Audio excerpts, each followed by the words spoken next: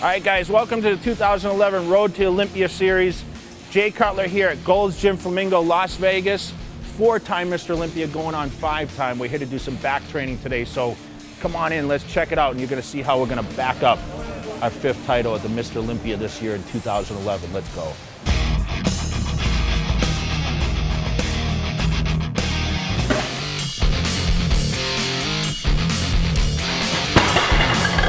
Pretty much I run through my workout the day prior when I plan like back training. So I kind of have an idea what I want to start with, and as I get in the gym I go by feel. But I have 2 different back days where one day I focus on a lot of rowing movements, the other day I focus on more pull-ups and pull-downs and what I call width exercises, whereas the rowing is more for thickness.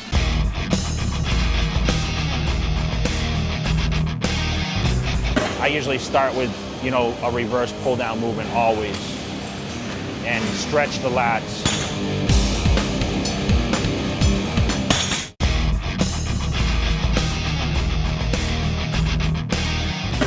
And then, I do one exercise for width, and then I go into the rowing movements, full tilt. And you just go by feel from there through. I don't really have a choice. I kind of look around the gym, see what area is not so crowded, and pick and choose that way.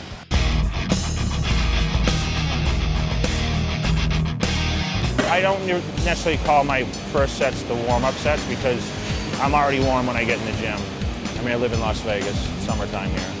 For me, it's pretty much a feel set. So I want to just kind of feel what the weight's going to do. Every day I'm stronger or weaker. So what I do this week may be different from the next week. So I really go by feel. It's not like, okay, pick a weight that I've done before. I really don't have a determined weight. Sometimes I start really light, sometimes I start heavier.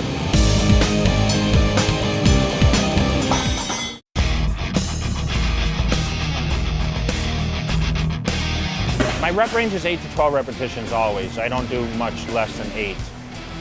I'm shooting for 10 to 12 most of the time, sometimes a little higher. But what I like to normally do is around 10 repetitions. That's what I usually aim for with that amount of weight that I can go not quite to failure, but I'm struggling to get that 10. For me, I just kind of go by feel. So sometimes I stop in the middle of the set just to regroup myself and say, okay, what am I stimulating here? Because sometimes when you get through those fast repetitions, I train quite explosive, and sometimes my form can get a little loose. So I like to stop in the middle and almost tighten things up a little bit, and then it's almost like starting the set over again, a little more stimulation, a little less body movement, body language to try to get that weight moving.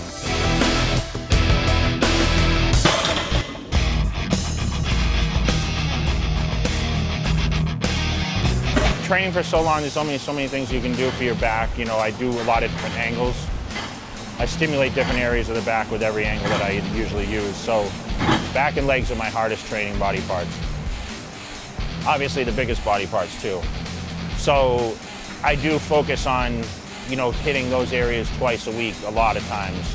Some touch up on both back and legs. I believe a strong back and a strong set of legs wins bodybuilding competitions. Everyone knows that. So I just feel that having those superior body parts is going to put me, for the number 5 title. Anything heavy, I usually wear a belt. Anything that twists my waist, I usually wear a belt. Anything that I'm bent over in a position where I feel that my back is going to be in a vulnerable position, I wear a belt. You notice on the pull-down movements and such that you don't put a lot of pressure on the waist, I don't wear a belt. So the belt is worn most body parts, but back especially, just because it's a lot of bent over movements. And it's a little safer for the lumbar region to have a little support there. I like to feel a little secure in the movement, so when it gets to heavy weights, I might wrap. I'm a big fan of wrist straps just because, it does take your mind off of, you losing your grip, especially when you watch me train, you'll see how much volume I do. Eventually your forearms start to give out with gripping that much for so long and that many exercises. You almost need those wrist straps to hold the heavier weights.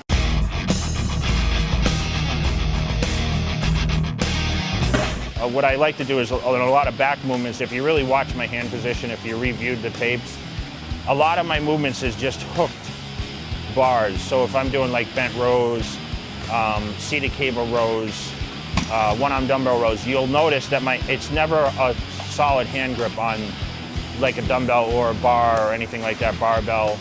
You'll notice that I have a very loose grip and it's just a hook. And that's very difficult to do without using straps. So the straps come into play definitely at that point.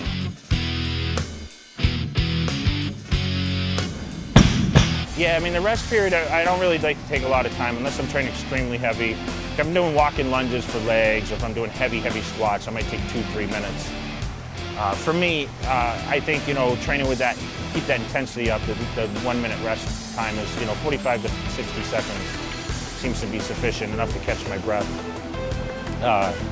But I like to stay in the set, so I don't wander too far. I don't create any conversation. Or vanish my thoughts too much from what is in front of me. So you'll notice when I stand there, I'm constantly thinking about the next set, but I watch the weight. I'm looking, I'm like, okay, is this gonna be enough for the next set? And you'll notice a couple times I actually changed the weight even after I reset it after the set, because I felt, okay, I can a little stronger. Once I caught my breath a little bit, I knew I could do a little more weight, and then I just added weights.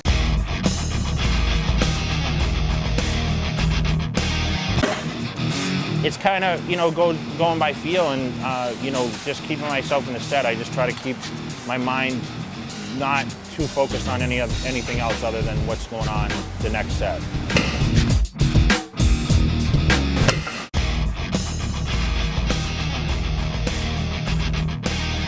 Huge volume guy. I've always had great success with that. I believe just a lot of variety, that's what's going to build muscle mass. I go for the pump, I go for what fills the muscle. And a lot of these movements that I do, I see a lot of different areas in my back and a lot of other body parts, certain exercises that really stimulate that. And there's just things that I commonly like to do for back. And you saw a lot of those things today. It's not an uncommon thing to see me do between 30 to 40 sets for back total in one workout session. So for me, it's just routine. I've been doing the same thing since I was a kid. People may knock it, say it's too much, but I've achieved 4 Mr. Olympias doing the same thing.